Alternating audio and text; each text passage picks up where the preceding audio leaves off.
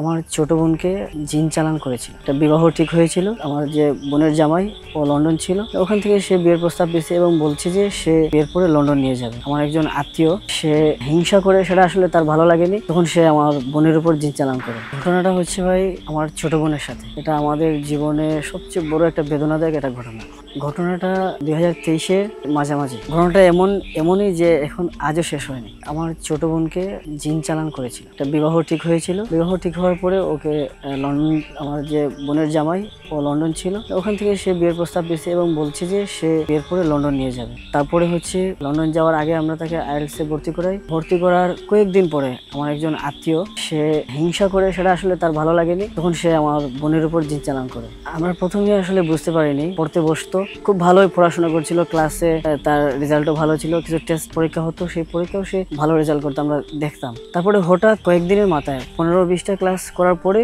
ও হচ্ছে যে পড়তে বসতেই পারে না। পড়তে বসলেই মাথা ঘুরে পড়ে যায়, জ্বর উঠে। আবার যখন অন্য কোনো কাজ করে তখন সে সুস্থ হয়ে যায়। কিন্তু পড়ার টেবিলে বসলেই ও অসুস্থ হয়ে মাথা ঘুরে, তারপর ও শুতে হয়, ঘুম চলে আসে। এরকম প্রায় 2 মাস চলতে থাকে। 2 মাসে আমরা অনেক বড় বড় ডাক্তার দেখাইছি, মেডিসিনের ডাক্তার দেখাইছি, ওর মাথায় সিটি স্ক্যান পর্যন্ত করেছে।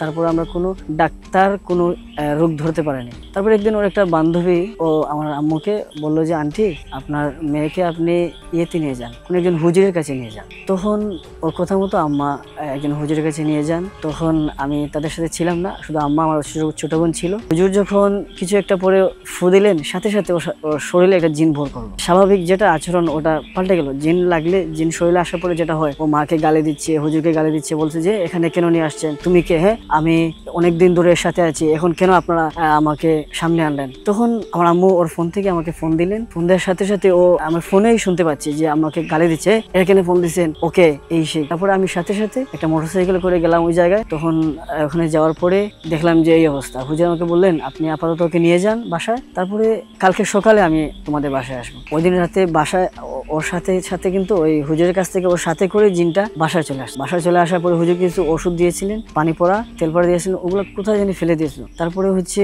ঘরে যেই আসে তাকে গালাগালি করে, আম্মুকে গালাগালি করে। আমি যখন বাসায় আসলাম আমাকে বলে, যদি কোনো হুজুর বাসায় আনিস তাহলে তোর অবস্থা খারাপ হয়ে বলবে, এরকম একটা অবস্থা। তখন আসলে অসহায়ের মতো এদিক ওদিক ঘোরা, ছুটাছুটি করছিলাম। তারপর একজন হুজুরকে কল দিলাম, উনি আসলেন।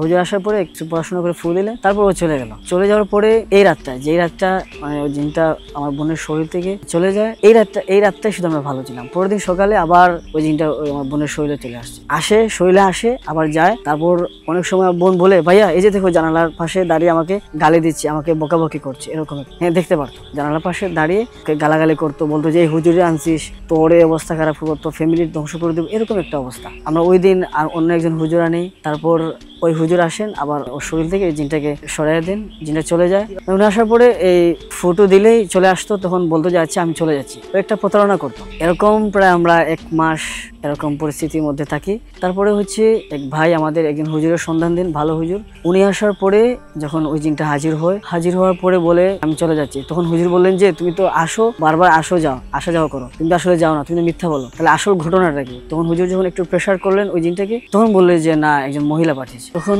হুজুর বললেন মহিলাটাকে, তখন বলে না। অনেকক্ষণ পরে ফুটো দেওয়ার পরে যখন একটু যন্ত্রণা লাগছিল ফু দেওয়ার সময়, তখন বললো যে এই মহিলার নাম বলেনি, মহিলার পরিচয় দিয়েছে, মহিলার ছেলে সন্তান বা মহিলার ঘর কোনটা, আমাদের এরকম সবগুলো আমি বলছি না এখন। তারপরে এই হুজুর জিনটাকে ছাড়ালেন। কয়েকদিনের মাথায় আবার চলে আসছে, যায় নাই। তখন কিন্তু 3 থেকে 4 মাস চলে গেছে। তখন একটু দূর থেকে সমস্যা করে, শরীরে পেইন দিয়ে, আমার মার শরীরে পেইন দিয়ে, বাবার শরীরে, এরকম একটা অবস্থা। আমাদের ফ্যামিলির সবার সাথে তখন খারাপ আচরণ করতে থাকে। তখন আমরা হুজুর পাল্টাইলাম, আরেকজন হুজুরের সন্ধান পাইলাম। উনি আসলেন। উনি আসার পরে ওই জিনটাকে, জিনের সব ঘটনা শুনলেন যে ও আসে যায়। তখন হুজুর তাকে মেরে ফেললেন, জিনকেই মেরে ফেললেন। ওই জিনটা মারা যাওয়ার পরে আমরা কয়েকদিন ভালো থাকি। তখন এই যে আমার আত্মীয় যেটা, ও কিন্তু সব শুনতে পাই, সব জানতো যে আসলে আমরা কখন হুজুর আনি। আমাদের রাস্তাটা হচ্ছে ওই বাসার সামনে দিয়ে। তখন হুজুর আনি, যেই আসেন ও বুঝতে পারতো। তখন আবার ওই যার কাছে গিয়ে আপনার এই চালানটা করতো, ওর সাথে যোগাযোগ করতো, তখন ও আবার নতুন কাউকে পাঠিয়ে দিত। এরকম 2023 থেকে এখন পর্যন্ত আমরা কষ্টটা করছি। আসলে মাঝখানে আমরা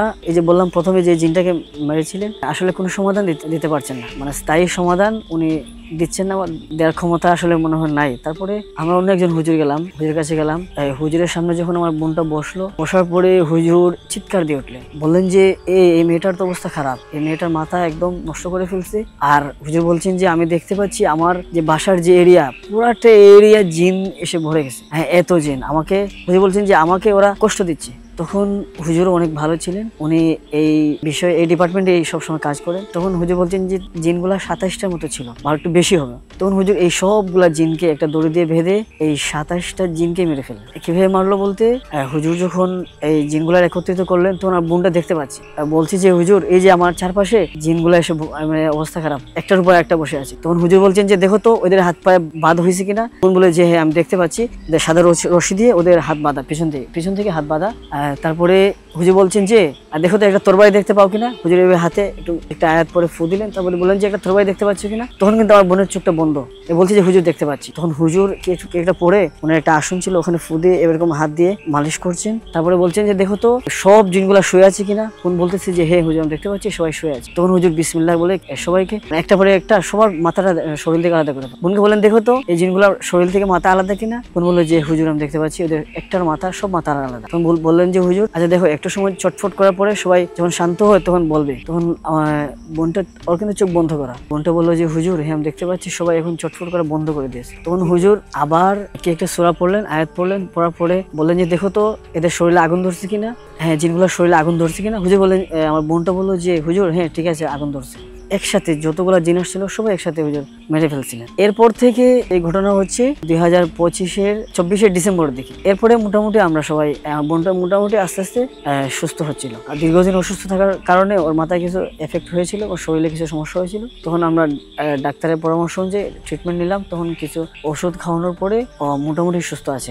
তারপরে হচ্ছে যে এপ্রিলের শুরুর দিকে তখন আমরা আবার বুঝতে পারি যে আমার বোনের শরীরটা আবার আগের মতো খারাপ, জ্বর উঠে, ওষুধ খাওয়ার পরে সুস্থ হয়ে তারপরে আবার জ্বর উঠে, কাঁপুনি দিয়ে উঠে। আর আমার মোবাইলে কিছু তেলাওয়াত আছে, ওগুলা হুজুর বলছিলেন যে এগুলা বাজাবে। তো আমি ওগুলা চালাচ্ছিলাম বাসায়, দেখলাম যে ওগুলা শুনতে পারে না, মানে আমার কথা শুনতে পারে না, আমাকে দেখতে পারে না। একদিন এই তেলাওয়াতটা শোনার পরে ওর শরীর কাঁপুনি দিয়ে প্রথমে যেভাবে তেলাওয়াত শোনার পরে কিছু একটা পরে ফু দিলে কাঁপুনি দিয়ে শরীরে জিনটা ঢুকতো, ঠিক সেইভাবেই এই ঘটনা। তখন বুঝতে পারলাম যে না আসলে আবার কোনো নতুন কোনো বড় সমস্যা। তারপরে আবার আমরা হুজুরকে ফোন দিলাম, হুজুর আসলেন গতকাল, এটা হচ্ছে 21 এপ্রিল। হুজুর রাতের বেলা আসলেন, আবার বোনকে বসালেন, পড়াশোনা করে ফু দেওয়ার পরে আবার দেখা গেল যে আমার বোনের শরীরে আবার ওই জিনটা চলে আসলো, নতুন কিছু জিন। তো হুজুর জিজ্ঞাসা করলেন তোমরা কারা। বলছে যে আমরা আসছি এই মেয়েটাকে মেরে ফেলার জন্য। বলছে যে শুধু মেয়ের শরীরে, বলছে না ওর মেয়ের বাবার শরীরে, মায়ের শরীরে আমরা আছি। এরপরে পুরো পরিবারকে ধ্বংস করে ফেলবে এবং ফ্যামিলিকে, এই ঘর থেকে সবাইকে মানে বাড়ি ছাড়া করে ফেলবে, তাই এই টার্গেট নিয়ে এখন আসছে। হুজুর বললেন যে কতদিন ধরে আছো। বলছে যে এক সপ্তাহ ধরে আছে। তখন হুজুর বলছেন যে তোমরা তো এর আগেও আসছিলে, কতদিন ধরে এই মেয়েটার সঙ্গে আছে। বলছে যে আমরা 2 বছর ধরে। এই যে আগের যে জিনগুলো ছিল মূলত এরাই পাঠাইতো, এখন যারা আসছে তাদের একটা টিম ছিল, এটা গ্রুপ ছিল, গ্রুপের সংখ্যা অনেকটা কমে গেছে। বলছে যে আমাদের গ্রুপে এখন নাই, আপনি তো অনেককেই মেরে ফেলছেন, এখন আমরা 7 জন ছিলাম, 7 জনই চলে আসছে। তখন আমার বোনের চোখটা বন্ধ। তখন বোনটা বলছে যে হুজুর আমি একটা জিন্নাত দেখতে পাচ্ছি, একটা জিন দেখতে পাচ্ছি, ওটা হচ্ছে আপনার চুলগুলা খাড়া আর গলায় অনেক বড় বড় পুঁতির মালা আছে, শরীরে কাপড় নাই, একটা সাদা ধুতি পরা আছে।